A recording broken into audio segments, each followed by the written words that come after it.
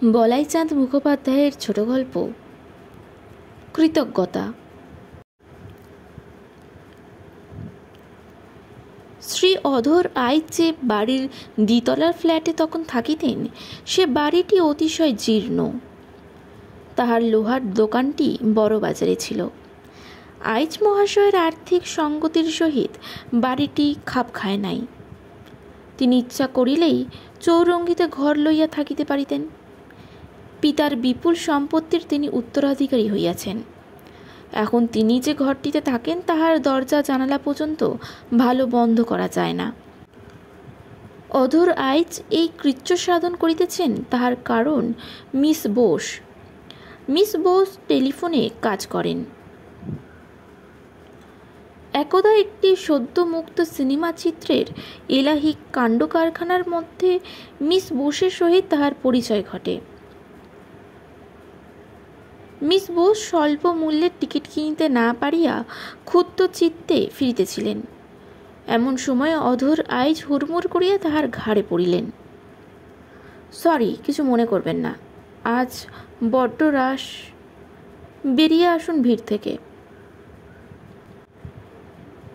উভয় বাহির হইয়া আসিলে আইচ মহাশয় জিজ্ঞাসা করিলেন, টিকিট কিনতে পেরেছেন? না, হাইয়ার ক্লাসের টিকিট ছাড়া সব টিকিট বিক্রি হয়ে গেছে শুনছি। আচ্ছা, আপনি একটু দাঁড়ান, আমি টিকিট কিনে আনছি। আমার টাকাটাও নিয়ে যান তাহলে।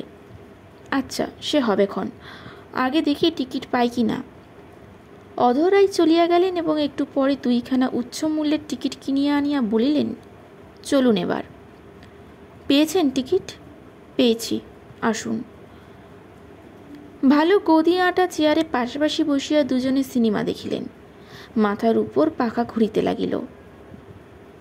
সেই সময় অধরাইজ কায়দা করিয়া মিস বোসের বাড়ির ঠিকানা জানিয়া লইয়াছিলেন।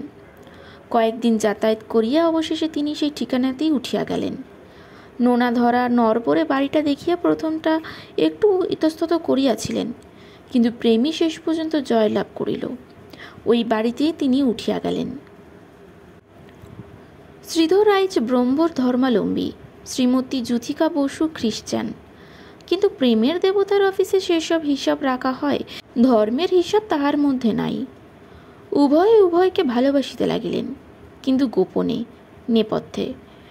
মুখ ফুটিয়া কিছু বলিবার সাহস কাহারও হইল না।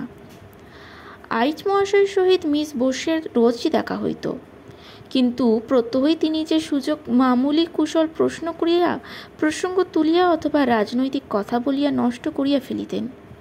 সে কথাটি হিরিকের মতন মনের অন্ধকারে জ্বলিতেছিল, তা কিছুতেই তিনি মুখ দিয়া বাহির করিতেছিলেন না। মিস বোসেরও ঠিক ওই অবস্থা। 2 একদিন কিন্তু বরফ ফাটিল এক অদ্ভুত উপায়। অধর আইচ অধীর হইয়া অবশেষে ঠিক করিলেন যে পত্রযোগে মনোভাব ব্যক্ত করিবেন। ফিকে নীল রঙের একটি কাগজে তিনি নিম্নলিখিত পত্রটি লিখিলেন। সুচরিত্রাস, ভগবানের অসীম কৃপায় কিছুদিন পূর্বে আপনার সহিত সিনেমায় দেখা হইয়াছিল। আপনাকে দেখিবা মাত্র মনে হইয়াছিল, এই তো সেই যাহাকে এতকাল ধরিয়া খুঁজিতেছি, যাহার আশায় এতদিন নিঃসঙ্গ জীবনযাপন করিতেছি। এই পর্যন্ত লিখিয়াই আইচ মহাশয়ের মনে হইল কাজটা ঠিক হইতেছে না। প্যাড হইতে কাগজটি ছিঁড়িয়া গুলি পাকাইয়া সেটি ঘরের কোণে ফেলিয়া দিলেন। পরদিন আবার তাহার মনে হইল, লিখিয়াই ফেলি, বিবাহের প্রস্তাব করিব, ইহাতে লজ্জার কি আছে।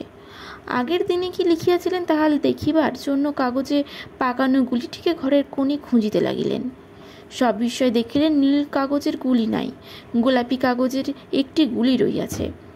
গোলাপি রঙের কাগজ তো তিনিই ব্যবহার করেন না। গুলিটি তুলিয়া লইয়া খুলিয়া পড়িলেন।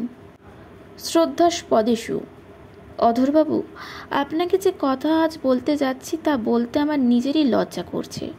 লজ্জার মাথা খেয়ে তবুও বলছি। সেদিন সিনেমায় আপনি আমার টিকিট কিনে দিলেন, দাম নিলেন না। তারপর আমি যে বাড়িতে থাকি সেই বাড়িতেই উঠে এসে অসীম কষ্ট ভোগ করছেন। আমার সামান্য উপকার করার জন্য আপনি সর্বদাই ব্যস্ত। এসবের অর্থ কী তা আমি বুঝি, মেয়েরা এসব কথা বুঝতে পারে, কিন্তু আপনার মনের কি আপনি বুঝতে পারেননি, সেটা কি আমাকে খুলে বলতে হবে? বলতে আপত্তি নেই, কিন্তু বড্ড লজ্জা করছে যে। চিঠি এখানেই সমাপ্ত হইয়াছে। 3। পরদিন তিনি বড়বাজারে তাহার লোহার দোকানে গিয়া প্রধান কর্মচারীকে একটি আদেশ দিলেন, ইঁদুর ধরা কল আর বিক্রি করো না, আর চেনাশোনা কাছাকাছি দোকানে যত ইঁদুর ধরা কল আছে সব কিনে গুদামে পুড়ে ফেলো। কর্মচারী প্রশ্ন করলেন, দাম চড়বে নাকি? না, ইঁদুর ধরা কল আর বিক্রি করব না, কাউকে বিক্রি করতে দেবও না।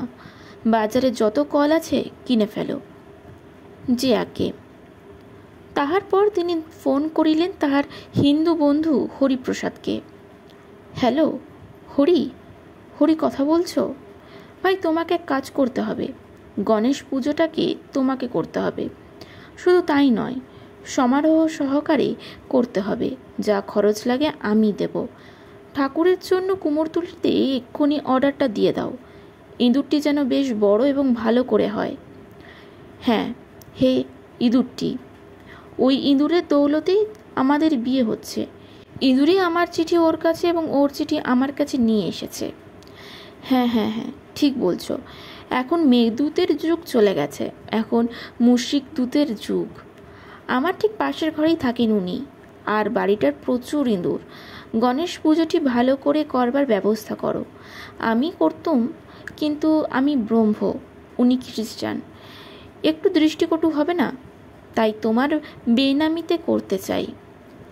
কৃতজ্ঞতা বলে তো একটা জিনিস আছে। ঠাকুরের অর্ডারটা এক্ষুনি দিয়ে দাও।